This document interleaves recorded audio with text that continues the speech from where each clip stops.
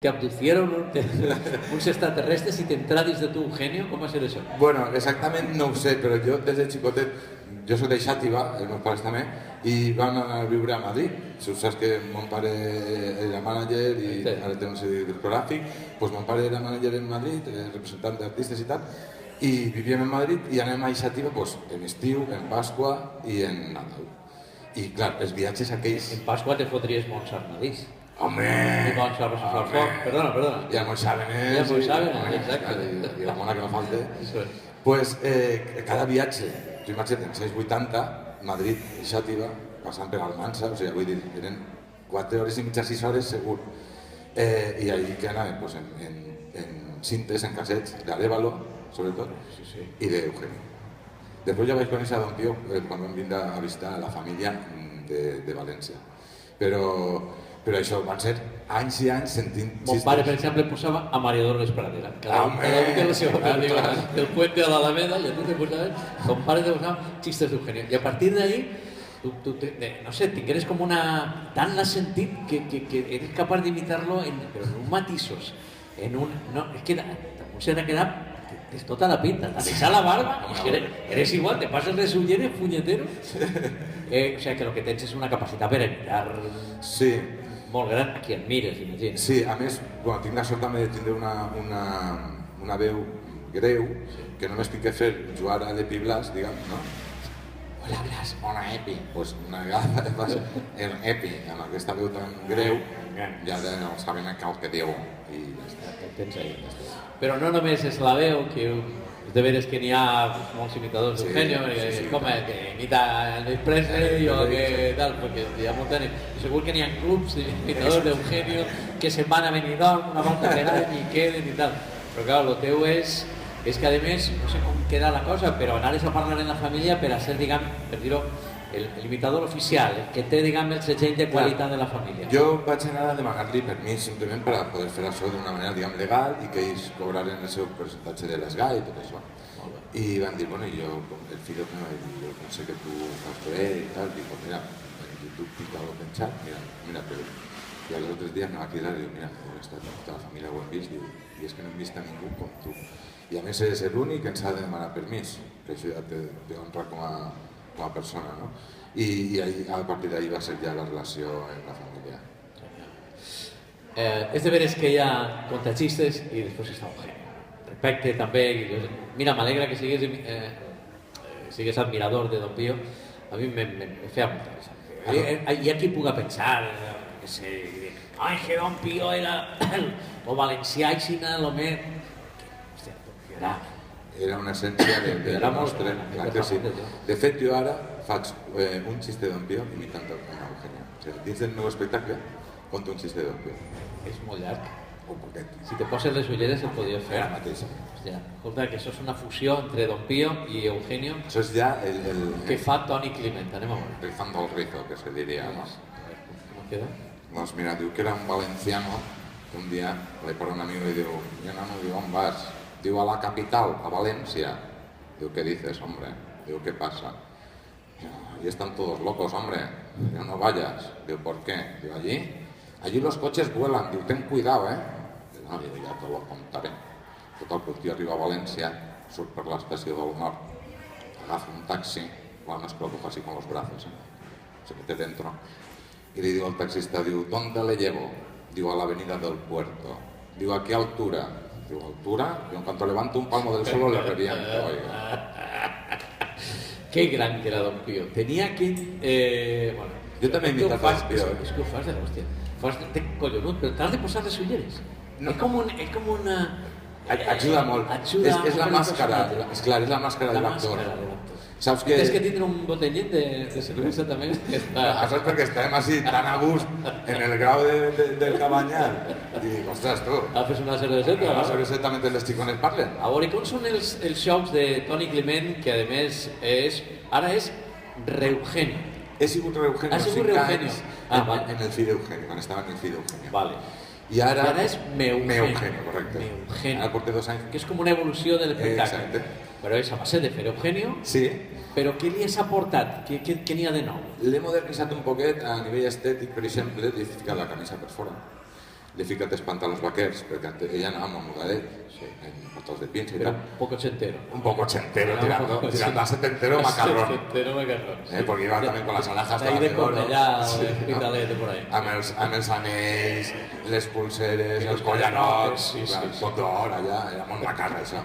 Llavors li he tret tot això, li he ficat la camisa per fora, els pantalons vaquers i unes bambes, unes sabatilles esportives.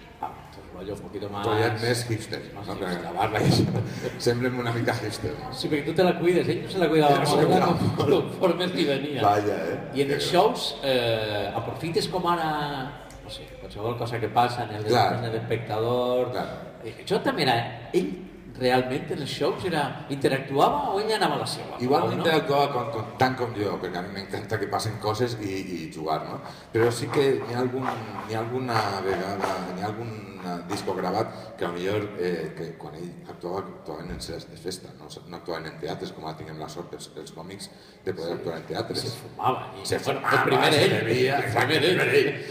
Pues, què passa en les sales de festa? Això, que se bebia, entonces tenien tots la seva tauleta, el cubateta, tal, i pues, lo que passa, les risses de tal punt que te rius, que caus, que te fiques cap arrere, algun vidre caia, algun got caia i se te caia. Entonces, sents en el disco que fa crin, crin, crin, se trenca un vidre i ell diu una lentilla que ha caído. No? Vull dir, algo d'interacció ell feia, no? O veia algú apuntant alguna i diu se lo está apuntando los chistes. Catalán, este es catalán, apúntatelo, catalán. Saps?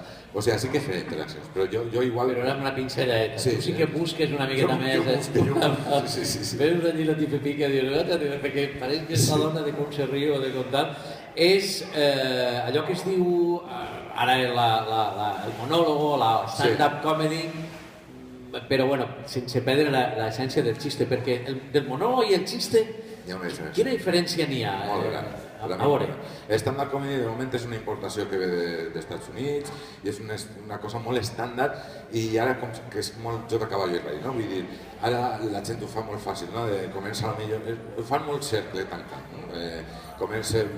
Mi suegra es que es un infierno, ¿no? No sé qué, no sé cuánto, y acaba dient, es que mi suegra es un infierno, ¿no? Que està molt bé, que és una cosa molt retoneta i tot això. Però és una història, has de seguir un fil històric, ¿no? Un fil narratiu. Sin embargo, el canvi del xiste és una altra cosa, són xicotetes obres d'art que vas contant, poden ser més curtes, més llargues, però si tu estàs parlant amb no sé qui, t'has perdut un xiste, no passa res, sense el següent i ja està. No tens que seguir un fil, saps? Els únics que ja feien era el Pepe Rubianes, que feia també monòleg, encara que no se podria dir stand-up comedy, com la tinguem en el cap, i Gila, no? Que també feia... I això va ser el camí dels monòlegs, no? I un fil conductor, diguem, que contava tota la història. Però els xistes... Però tu contes una història o vas contant acudits? És com un espectacle d'Eugenio des de tota la vida. Exacte. Només que ara en l'espectacle Reubicando al Genio, el que faig també és contar xistes que ell mai va poder contar. O sigui, també el trasllado un poquet al segle XXI. Claro, porque si contes el de Eugenio toda la vida es como si el sabem de memoria. Però la gent s'ha vist aquests, Sí, és molt fort. Però estem esperant, ara farà... Ara dirà no sé què, perquè hi ha una sèrie de tics que l'has sentit tantes vegades i no pots deixar que aquest tic forme part de l'acudit. I hi ha qui, parlant de l'art de fer un acudit o fer un xiste, diu no, regla primera fundamental, tiene que ser corto. Eugenio se va a votar, va a destrozar totes les regles de l'art de fer acudits. És el que li parlava pel nas. Sí, n'hi ha de xistes de 3 minuts. Y que te dona igual el final.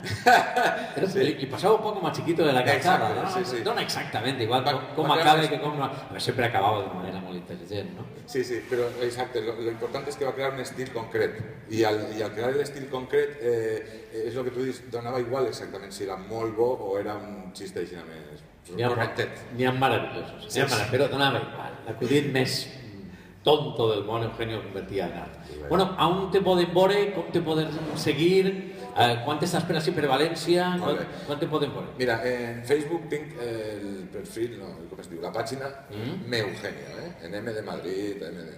Meugenio. Vale. També meugenio.es, ahí sol posar tots el calendari, diguem. Ahí tens el calendari on pots veure... Però així i tot, doncs mira, ara estic tots els dimecres en Barcelona, en un teatre, en la Sala Barts. El Barts Club és un club així, com un club teatre, un cafè teatre d'aquests. En Madrid estic els dijous en el teatre al Fil. Mític, eh? Sí, històric. Sí, a més encanta aquestes tauletes i té la barra i tot, està molt bé. I així en València estem ara mateixa, el 6 de maig, en el Teatre Thalia. Val, bueno, doncs vaig apuntar-me el que tenim més a prop, que és el 6 de maig, en el Teatre Thalia. Una golfa, on s'hi mitja.